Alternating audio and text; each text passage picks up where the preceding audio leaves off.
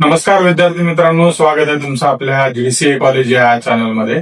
तर आजचा व्हिडिओ खूप महत्वाचा आहे आणि अत्यंत उपयुक्त व्हिडिओ आहे. खरं तर त्याचं कारण असं आहे की तुम्हाला माहित आहे का, जगभरात 100 कोटीहूनही अधिक लोक जे आहेत ते एकाच विचारसरणीने एकत्र आलेले आहेत आणि त्यांनी सर्वांनी मिळून एक असा कायदा तयार केलेला आहे जो आजही जवळजवळ 107 ते 108 देशांमध्ये सर्रास पाळला जातो. त्याचं आणि हा कायदा म्हणजे ICA 1995. आणि महाराष्ट्रातील प्रत्येक सहकारी संस्था जी आहे किंवा साखर कारखाने जे आहेत किंवा दूध संघ आहेत किंवा अजून बरेचशा ज्या सहकारी संस्था आहेत त्या सर्व या कायद्याचाच वापर करतात किंवा या कायद्याच्या अंतर्गत काम करतात. आणि आजच्या या व्हिडिओमध्ये आपण पाहणार आहोत ICA 1995 याबद्दल आपण सविस्तर माहिती बघणार आहोत. तर हा व्हिडिओ परीक्षेचा नाही तर तुमच्या जीवनात खूप उपयोगी पडणार आहे किंवा डे टू डे लाईफ मध्ये खूप उपयोगी पडणार आहे. जशी तत्वे, प्रिन्सिपल्स काय आहेत हे सर्व आज आपण बघणार आहोत. ज्या पद्धतीने आपण सहकार क्षेत्रामध्ये काम करतो त्या सर्व पद्धतीमध्ये.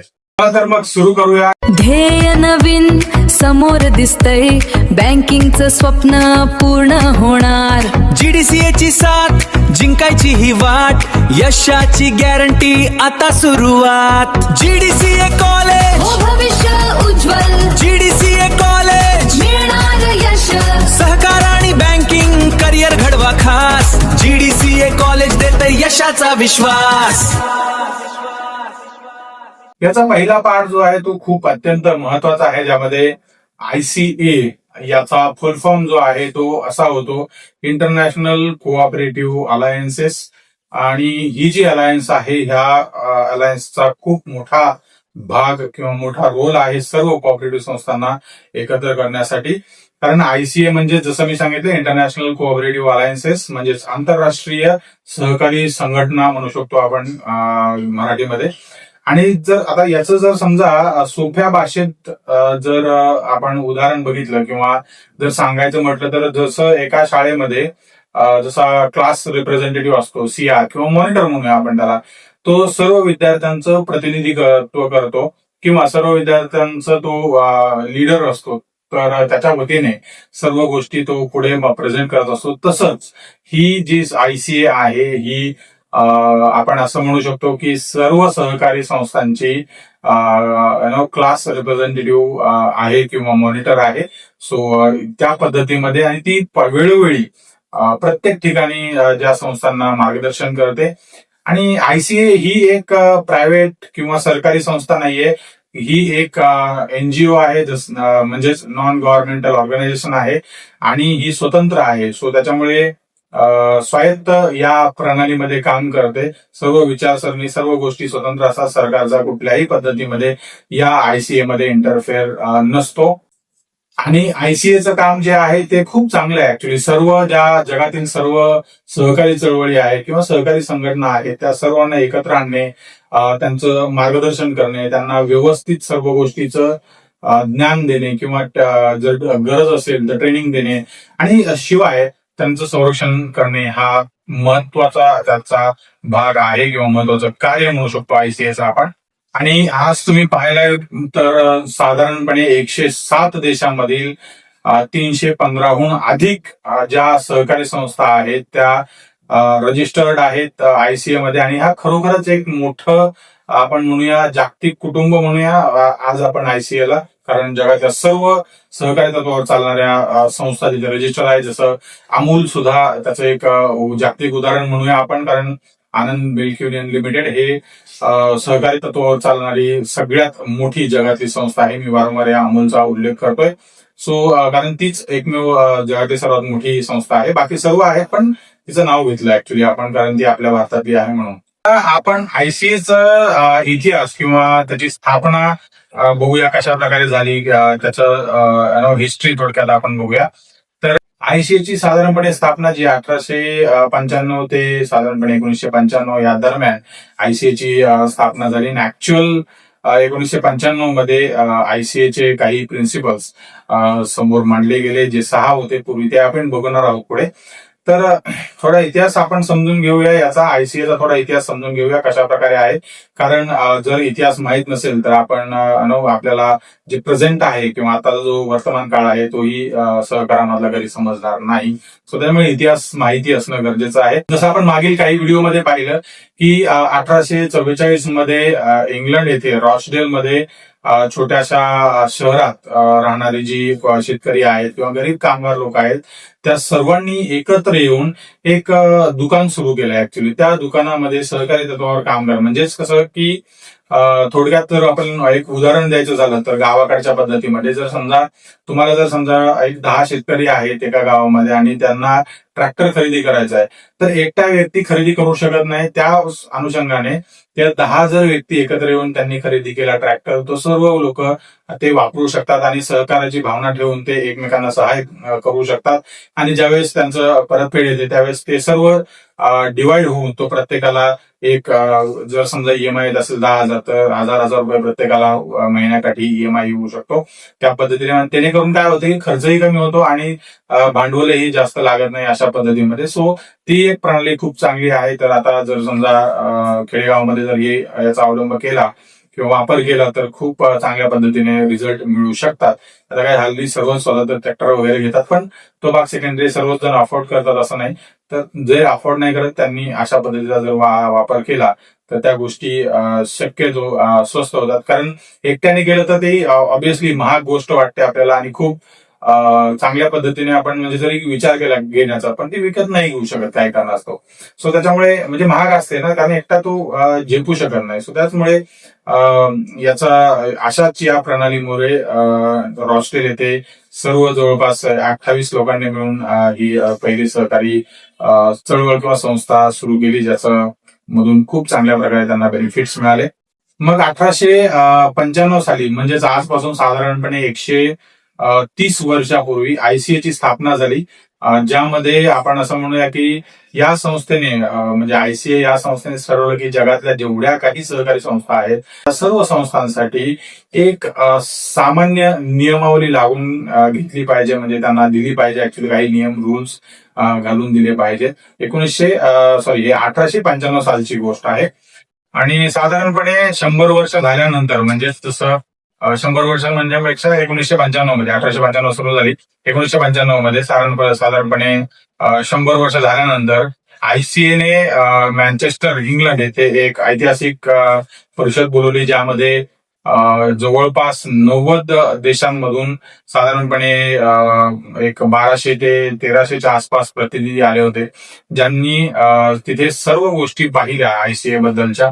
आणि आज म्हणजे थोडक्यात काय सांगतात की तिथे या आयसीए पॉलिसीचा जन्म झाला किंवा आयसीए 1995 या कायद्याचा आपण अधिकृत जन्म झाला असं म्हणू शकतो, जिथे स्टेटमेंट ऑफ कोऑपरेशन आयडेंटिटी हा निर्माण झाला त्या 1995 मध्ये ऍक्च्युली. आणि त्याच काळामध्ये एक नवीन तत्वही समोर आलं ऍक्च्युली, तेही आपण पुढे डिस्कस करूया. त्यानंतर सहकाराची व्याख्या काय आहे, आयसीएच्या दृष्टिकोनातून सहकाराची व्याख्या काय आहे हे आपण थोडंसं बघूया. कारण त्यांनी काही त्यांच्या नियमावलीप्रमाणे काही व्याख्या डिसाईड केलेली आहे किंवा डिझाईन केलेली आहे.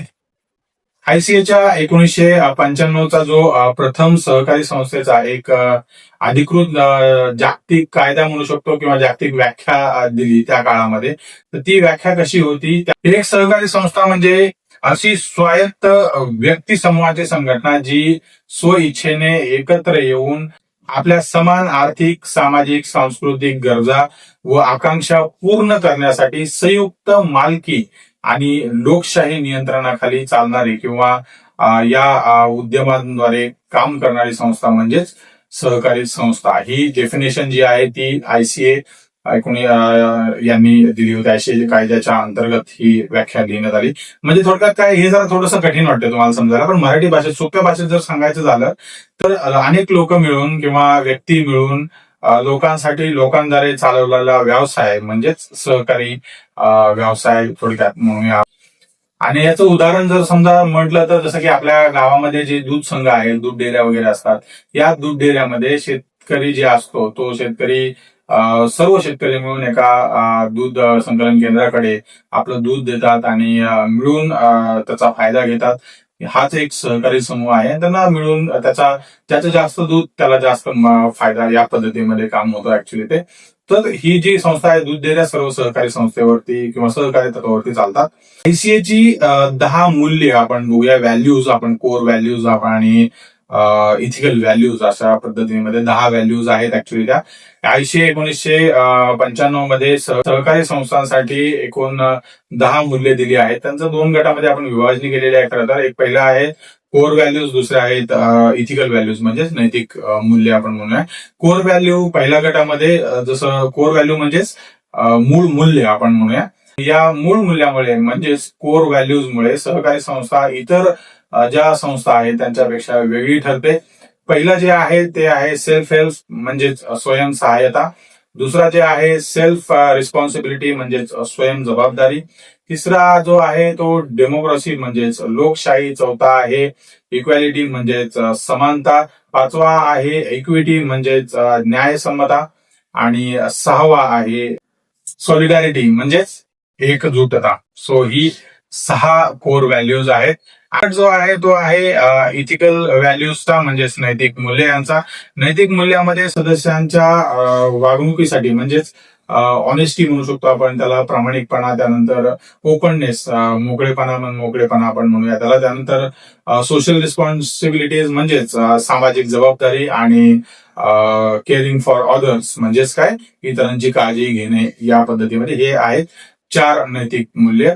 असे मिळून जवळपास 10 मूल्य दिलेली आहेत. 10 व्हॅल्यूज, 10 व्हॅल्यूज ऍक्च्युली या मध्ये आपण म्हणूया. मी याचं उदाहरण आपण दिलेलं आहे, जसं की जे एक शेतकरी जर समजा ट्रॅक्टर घेऊ इच्छित होतो तर घेऊ शकत नाही, तर 10 शेतकरी मिळून एक ट्रॅक्टर विकत घेऊन ते एकमेकांना मदत करणे किंवा सेल्फ हेल्पद्वारे त्यांना समान अधिकार किंवा समान इक्वॅलिटी किंवा समान डिव्हिडंड असेल किंवा फायदा जो आहे तो समान सर्वांना मिळून जाईल या पद्धतीमध्ये. तर ते एक उदाहरण, त्याचं उत्तम उदाहरण आहे. आता त्यानंतर सहकाराची मुख्य तत्वे म्हणू शकतो आपण, किंवा हा सगळ्यात मुख्य भाग आहे ऍक्च्युली. तर तसे पाहायला गेले तर ICA 1995 मध्ये, त्याच्या अगोदर पूर्वी 6 तत्वे होते ऍक्च्युली, आणि 1995 मध्ये एक शेवटचं तत्व ऍड झालं एक्स्ट्रा. ते आपण बघूया पुढे शेवटच्या कुठलं ऍड झालं आहे. पहिलं तत्व आहे व्हॉलंटरी अँड ओपन मेंबरशिप म्हणजेच स्वेच्छेने व खुले सदस्यत्व आपण म्हणूया त्यासाठी. हे पहिलं तत्व आहे खरं तर. सहकारी संस्थेचे दार सगळ्यांसाठी उघडे असतात, किंवा तो कुठल्या जातीचा आहे, कुठल्या धर्माचा आहे, लिंग किंवा राजकीय विचारसरणीचा आहे का, किंवा या कुठलीही गोष्ट पाहिली जात नाही. आणि त्यांना सर्वांना ओपननेस असतो ऍक्च्युली. ते ओपनली कधीही संस्थेचा भाग होऊ शकतात. जो कोणी संस्थेचा उपयोग करू शकतो किंवा तो त्याची जबाबदारी घेऊ शकतो, असा कुठलाही व्यक्ती तो सदस्यत्व घेऊ शकतो. हा सगळ्यात महत्वाचा प्रिन्सिपल म्हणू शकतो आपण त्याला. आणि महत्वाचं म्हणजे काय की कोणाला जबरदस्ती सुद्धा नाहीये, म्हणजे तुम्ही जबरदस्ती आत या, थांबा, तुम्हाला घ्यावंच लागेल कंपल्सरी, असं अजिबात नाहीये. आणि कोणाच्या चुकीच्या कारणास्तव कोणाला काढताही येत नाही. सो हे खूप चांगली गोष्ट आहे. त्याचं तत्व आहे त्यामध्ये एक सदस्य एक मत म्हणजेच 1 मेंबर 1 वोट. यामध्ये असं नाही की तुमच्याकडे जर समजा 1 शेअर आहे आणि तुमच्याकडे 1000 शेअर आहेत किंवा 2000 शेअर आहेत, असं जर असेल तरीही तुमचं वोट एकच पकडलं जाणार. म्हणजे तुम्ही एकच वोट, एक मेंबर एक वोट. तुमच्याकडे किती शेअर असू द्या, काही असू द्या, त्याचा काही फायदा होणार नाही. सो या पद्धतीमध्ये म्हणजे लोकशाही तत्वावरती ऍक्च्युली काम करणारी. याच्यामध्ये तसं पाहायला गेलं तर सर पैसा मोठा नाहीये, माणूस मोठा आहे असं दाखवण्याचा प्रयत्न केलेला आहे. सो त्याच्यामुळे या पद्धतीमध्ये तुमच्याकडे पैसे किती आहे काय त्याला अजिबात व्हॅल्यू नाहीये या तत्वामध्ये. निवडून दिलेले जे प्रतिनिधी असतात ते सदस्यांना जबाबदार असतात. त्यांना लोकशाहीचं खरं रूप मानलं जातं असं म्हणूया आपण. कारण ती लोक जे आहेत ते त्यांच्याकडनं अपेक्षा ठेवतात की आमचं काम झालं पाहिजे, हे काम ते केलं पाहिजे किंवा ह्या गोष्टी झाल्या पाहिजेत आपल्या संस्थेमध्ये. सो ही गोष्ट त्यातून होते. नंबर 3, यामध्ये मेंबर इकॉनॉमिक पार्टिसिपेशन म्हणजेच सदस्याचा आर्थिक सहभाग म्हणूया मराठीमध्ये आपण. हे तिसरं तत्व आहे. मध्ये सदस्य भांडवलावर समान योगदान देतात भांडवलासाठी किंवा समान वर्गणी म्हणू शकतो आपण ती देतात आणि लोकशाही पद्धतीने त्याच्यावरती नियंत्रणही ठेवतात. सो त्याच्यामुळे त्यांचं भांडवल काय कुठे जातोय काय करतोय हे सर्व त्यांना माहिती असतं. नफ्याचा काही भाग ज्यामध्ये आपण लाभांश किंवा डिव्हिडंड वगैरे हा जो भाग आहे हा संस्थेच्या विकासासाठी राखीव ठेवला जातो, जसं 25% आपण म्हणतो, तुम्हाला माहितीच असेल. आणि उरलेला जो नफा आहे तो समप्रमाणात सर्व सदस्यांना वाटला जातो. म्हणजेच काय की जो थोडक्यात काय मी पूर्वी सांगितलं, जो जास्त दूध घालेल त्याला जास्त नफा किंवा त्याला जास्त पैसे, या पद्धतीमध्ये तुम्हाला याचं ते अत्यंत उत्कृष्ट उदाहरण मी सांगितलंय पूर्वीच की अमूल आनंद मिल्क युनियन लिमिटेड याचं संस्थेचं उत्तम उदाहरण आहे. हे आपण प्रत्यक्षात पाहतो ऍक्च्युली अमूलचे डेव्हलपमेंट वगैरे तुम्हाला माहितीच असेल. नंबर 4 ज्यामध्ये आपण म्हणूया नंबर 4 इकॉनॉमी अँड इंडिपेंडन्स, म्हणजेच मराठीमध्ये स्वायत्तता व स्वातंत्र्य असं म्हणूया आपण. हे चौथं तत्व आहे या ICA 1995 कायद्याचं. सहकारी संस्था ही जी असते ती स्वतंत्र संस्था असते, ज्याचा म्हणजे जसं मी पूर्वी म्हटलं की सरकारचा याच्यामध्ये काही फायदा नसतो किंवा काही हात नसतो. सरकारने मदत केली किंवा बँकेने कर्ज दिलं तरी ही संस्था निर्णय जो आहे जे काही निर्णय घ्यायचे ते संस्थेचेच असतात. दुसरा व्यक्ती इंटरफेअर करू शकत नाही. हा एक खूप महत्वाचा तत्व आहे या ICAचं. या कायद्यानुसार चालणाऱ्या गोष्टी आहेत. म्हणजे थोडक्यात काय की बाहेरचा व्यक्ती तुमच्या सोसायटीबद्दल किंवा तुमच्या संस्थेबद्दल निर्णय घेऊ शकत नाही. त्याला राजकीय हस्तक्षेप करण्यापासून तुम्ही वाचवू शकता. किंवा महाराष्ट्रात जसं पाहिलं गेलं आता प्रत्यक्षात जर तुम्ही बघितलं तर असे अनेक उदाहरणं आहेत जे या तत्वाचं पालन करत नाहीत खरं तर. पण तुम्हाला माहित असेल की आता ही नावं सांगायची गरज नाही, कारण तुम्ही बघतच असाल ऑलमोस्ट. तर या पद्धतीमध्ये चौथं तत्व आहे.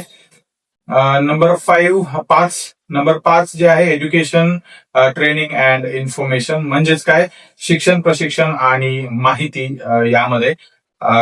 हे जे तत्व आहे आता हे 5वं तत्व आहे खरं तर. शिक्षणाशिवाय सहकार नाही खरं तर, कारण ट्रेनिंग, तुम्हाला एज्युकेशन, माहिती, म्हणजे थोडक्यात एज्युकेशन असेल, तुमच्याकडे नॉलेज असेल तर तुम्ही ते गोष्ट तुम्ही करणार नाही किंवा टाळता.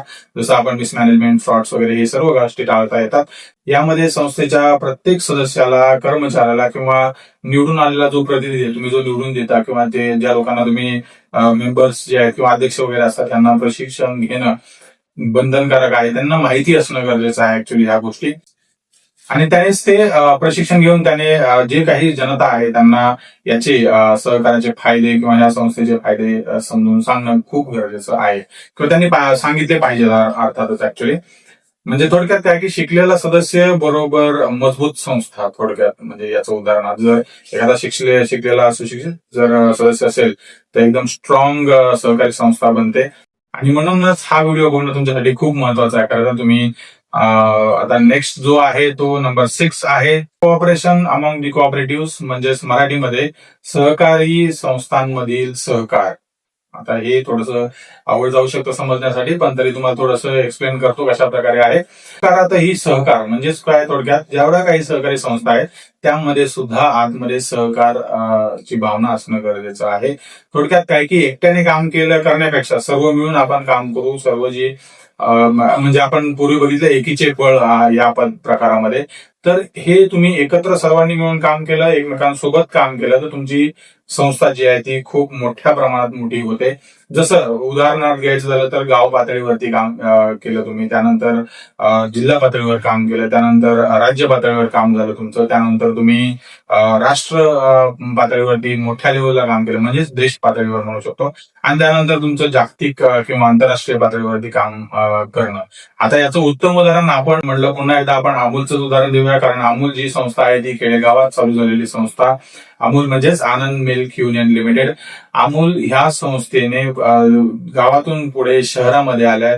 शहरामध्ये म्हणजे गुजरात कोऑपरेटिव्ह मध्ये आपण म्हणूया त्यांचं रूपांतरण झालं. त्यानंतर पूर्ण देशामध्ये जसं नॅशनल डेअरी डेव्हलपमेंट बोर्ड आपण त्यांचे पुढे या गोष्टी झाल्या. त्यानंतर ICA मध्ये रजिस्ट्रेशन. सो या पद्धतीमध्ये अमूल जी आहे, जसं मी म्हटलं पूर्वी, जगातली सर्वात 1 नंबरची सहकारी संस्था आहे.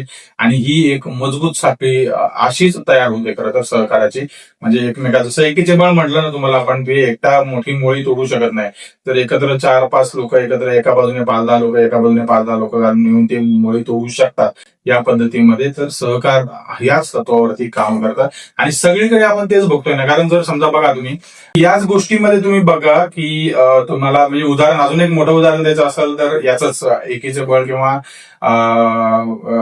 काय म्हणतात त्याला, एकजुटीचं बळ कसं असतं. जर एक मोळी असेल ऊसाची, मोठी मोळी, ती एकटा व्यक्ती नाही उचलू शकत. जर दुसरा कोणी असेल हातभार द्यायला तर तो उचलून व्यवस्थित ती खांद्यावर किंवा डोक्यावरती तुम्ही घेऊन जाऊ शकता.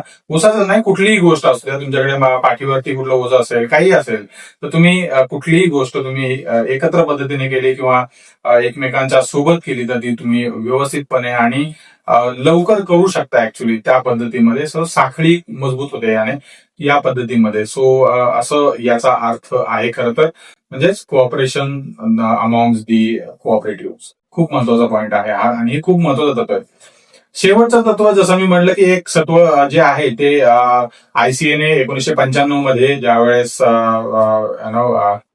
मँचेस्टर्स मध्ये ज्यावेळेस ही परिषद बोलवली होती, त्या परिषदेमध्ये एक शेवटचा पॉईंट ऍड केला होता याच्यामध्ये. आणि हा पॉईंट खूप महत्वाचा आहे खरं तर, कन्सर्न फॉर कम्युनिटी. म्हणजेच थोडक्यात काय आहे की समाजाप्रती काळजी किंवा एकमेकांप्रती काळजी हा सर्वात महत्वाचा पॉइंट आहे या तत्वांमधला. ऍक्च्युली 7 रॉचडेल तत्व जे आहे त्या तत्वांपैकी सगळ्यात महत्वाचं तत्व आहे खरं तर 6वं आणि 7वं, ज्यामध्ये समाजाप्रती काळजी म्हणजे काय की सहकारी संस्था ज्या आहेत त्या फक्त आणि फक्त सदस्यांसाठीच नाही तर संपूर्ण समाजाच्या शाश्वत विकासासाठी म्हणूया किंवा संपूर्ण विकासासाठी काम करणारी संस्था असते ऍक्च्युली सहकारी संस्था. कुठलीही सहकारी संस्था ज्यामध्ये पर्यावरण आहे, सामाजिक न्याय असेल किंवा गरिबी निर्मूलन हा प्रकार असेल किंवा अजून जर मोठं उदाहरण घ्यायचं झालं जसं अमोलचं आपण वारंवार उदाहरण घेतो कारण ते मोठी एक नोंद आहेत गोष्टी. बरेचसे असे उदाहरणं आहेत खरं तर ज्या संस्था काम करतात त्यामध्ये.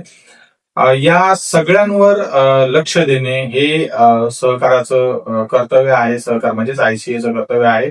आणि 7व्या तत्वाचा जो कोर पॉइंट जो आहे तो खूप महत्वाचा आहे खरं तर. निव्वळ नफा किंवा फायदा मिळवणे हे उद्दिष्टच नाहीये खरं तर म्हणजे सहकाराचं किंवा ICAचं.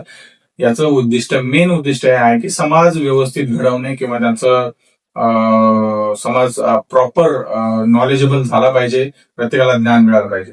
आपण बघणार आहोत ICAचा भारत आणि महाराष्ट्रामध्ये काय प्रभाव पडला, ज्यामध्ये सर्वात महत्वाचा म्हणजे ICA 1995चा काय प्रभाव पडला हे आपण बघणार आहोत. बघत असाल की ज्या ICA 1995च्या ज्या काही मी तत्व सांगितली ती सर्व तत्वे दुसऱ्या देशात नाही तर पण आपल्या आता गावामध्ये चालत आहेत किंवा आपल्या घरामध्येही काही गोष्टी चालत आहेत त्याच तत्वावरती. तुम्हाला त्याही गोष्टी मी सांगेल उदाहरण देऊन. पण हे सर्व गोष्टी ज्या आहेत त्या जगातल्या ऑलमोस्ट जसं मी म्हणलं 107 देशांमध्ये ऑलरेडी कार्यरत आहेत आणि चांगल्या प्रकारे काम करतात. हे तत्वांवरतीच काम होतं खरं तर. ज्यावेळेस 97वी घटना दुरुस्ती ज्यावेळेस झाली 2011 मध्ये साधारणपणे, त्यावेळेस भारत सरकारने ICAची जी तत्व आहेत ती संविधानात समाविष्ट करण्याचा प्रयत्न केला, ज्यामध्ये सर्वात महत्वाची तत्व जी आहेत जसं स्वायत्तता, लोकशाही निवडणुका, त्यानंतर केवळ ऑडिट जे आहे ते डिले व्हायचे, वेळेवर ऑडिट होणं, या सर्वच्या सर्व गोष्टी ICA 1995 मधून आपल्याला मिळालेल्या आहेत आणि हे कोणी डिनाय नाही करू शकत कारण त्याच तत्वावरती या गोष्टी चाललेल्या आहेत खरं तर. म्हणजे अजून एक अमूल जसं गुजरातमधलं सर्वात मोठं, म्हणजे गुजरात नाही जगाचं सर्वात मोठं सहकारी उदाहरण आहे ऍक्च्युली आनंद मिल्क युनियन लिमिटेड. यामध्ये गुजरातचा हा दूध संघच म्हणून एक आपण किंवा मॉडेल किंवा प्रोडक्ट हा सर्व जगात प्रसिद्ध आहे ऍक्च्युली. याच्यामध्ये मेंबर्स इकॉनॉमिक पार्टिसिपेशन आहे ज्यामध्ये आणि अजून एक दुसरं एक तत्व आहे ऍक्च्युली मेंबर्स इकॉनॉमिक पार्टिसिपेशन आणि कन्सर्न फॉर कम्युनिटी. या 2 तत्वांमध्ये अमूल काम करते ऍक्च्युली आणि त्यामुळेच जगात पूर्ण सर्व जगामध्ये या अमूलचं नाव आहे आज, जेणेकरून बऱ्यापैकी चांगलं काम केलेलं आहे अमूल या संस्थेने. महाराष्ट्राचं जर उदाहरण घ्यायचं झालं तर महाराष्ट्रातले जेवढे काही साखर कारखाने आहेत जसं आपण का पूर्वी सांगितलं तुम्हाला कोल्हापूर, सोलापूर जे काही पट्टा आहे हा पश्चिम भागातला, या सर्व भागामध्ये जेवढे काही साखर कारखाने आहेत, जिल्हा बँका असतील, प्रत्येक जिल्ह्यामध्ये आता जिल्हा कोऑपरेटिव्ह बँका आहेत, त्यानंतर तुमच्या आपल्या विणकर सोसायट्या आहेत. या सर्व सोसायट्या ज्या आहेत त्या ICA या जे तत्व आहेत ते पाळूनच आजपर्यंत उभा आहेत आणि आज त्याच तत्वांमुळे चांगल्या पद्धतीने काम करत आहेत. खरं तर जर या तत्वांचं जर पालन झालं किंवा जर झालंच नसतं समजा थोडक्यात, तर या कुठल्याही संस्था आज नसत्याच ऍक्च्युली खरं तर. आणि जसं ज्या सहकारी संस्था आहेत समजा, त्या या तत्वांचं जर पालन करत नाहीयेत किंवा त्यांनी पालनच केलं नाही, तर अशा बऱ्याचशा संस्था ज्या आहेत त्या दिवाळखोर झालेल्या आहेत. तुम्हाला माहितीच असेल, काही नावं घ्यायची गरज नाहीये खरं तर, पण बऱ्याचशा संस्था दिवाळखोरीमध्ये गेलेल्या आहेत, तुम्हाला माहितीच असतील. आणि आता तुम्हाला अजून मला एक विचार करण्यासाठी तुम्हाला एक पॉइंट द्यायचा खरं तर. तुम्ही म्हणजे तुमच्या गावातील तुम्ही स्वतःच विचार करा आणि मला कमेंटमध्ये सांगा खरं तर. कारण तुमच्या गावातल्या किंवा तुमच्या आजूबाजूच्या किंवा तुमच्या जिल्ह्यात किंवा तालुक्यामधल्या ज्या काही सहकारी संस्था आहेत, त्या सहकारी संस्था या खरोखरच 7 तत्वांचं पालन करतात का, हे एकदा खरंच जाऊन चेक करा. त्यांना विचारा ही तत्व, आणि जर करत असतील तर मला कमेंटमध्ये सांगा किंवा हे इथं असं झालंय तसं झालंय, तर हे सर्व मला सांगा. आपण त्याच्यावरती अजून काही सोल्युशन देता येते का ते पाहूया. तर एकदा चेक करा खरं तर. तर आज आपण समजून घेतलं की ICA 1995 जे काही तत्व आहेत, या तत्व फक्त म्हणजे किंवा कायदा, या ICA 1995 जो कायदा आहे त्यात फक्त तो कायदा नसून एक आपण असं म्हणूया की जीवन दृष्टी आहे, दूरदृष्टी देणारी एक तत्वे आहेत असं म्हणूया आपण. कारण एक मत एक माणूस म्हणजेच लोकशाही, जसं आपण मागच्या व्हिडिओमध्ये म्हटलेलं आहे ऑलरेडी. त्यानंतर मिळून काम मिळून फायदा, म्हणजेच आपण एकमेकांचा मिळून एक काम करायचं आणि एक मिळून फायदा घ्यायचा. याच्यामध्ये सहकार सर्वात मोठा पार्ट आहे सहकाराचा खरं तर हा. आणि शेवटचा जो बघितला समाजाची काळजी, म्हणजे थोडक्यात माणुसकी म्हणू शकतो आपण, ह्युमॅनिटी म्हणू शकतो आपण. हे खूप महत्वाचे तत्व आपण तत्वामध्ये जर बघितलं तर हे 3 तुम्हाला कायमस्वरूपी दिसलेले असतील: लोकशाही, सहकार आणि माणुसकी किंवा ह्युमॅनिटी. तर या पद्धतीमध्ये. आणि बघा, जर तुम्हाला म्हणजे माझं काय पटतंय नाही पटतंय माहित नाही खरं तर, पण तुम्ही जर समजा ही तत्व पाळली, किंवा जर आपण म्हणण्यापेक्षा आपण जे काही सहकारी संस्थांमधली लोक आहेत त्यांनी जर ही तत्व पाळली, तर महाराष्ट्र जो आहे आता जर समजा 50% लेवलला काम करत असेल, तर महाराष्ट्र चे प्रत्येक गावातली प्रत्येक मंडळी किंवा प्रत्येक संस्था ही खूप मोठ्या लेवलला काम करू शकते. म्हणजे महाराष्ट्राचं जर देशात 50% काम असेल तर ते जवळजवळ 70% जाऊ शकतं किंवा जास्त जाऊ शकतं, किंवा जगभरात आपल्या महाराष्ट्राचं नाव होऊ शकतं किंवा आपल्या देशाचं नाव होऊ शकतं. महाराष्ट्राचं सोडा, पण महाराष्ट्राचं ऑब्व्हियसली होणारच आहे, कारण महाराष्ट्रामध्ये सर्वात जास्त सहकारी संस्था आहेत खरं तर देशाचं नाव होऊ शकतं चांगल्या पद्धतीमध्ये. सो त्याच्यामुळे तुम्ही याच्यावरती नक्कीच विचार करा की तुम्ही हे तत्व जर पाळले तर कशा प्रकारे आपल्याला काम करू शकतो, किंवा कुठलंही यातलं एक तत्व जर तुम्ही त्या तत्वावरती काम केलं असेल तर वेल अँड गुड.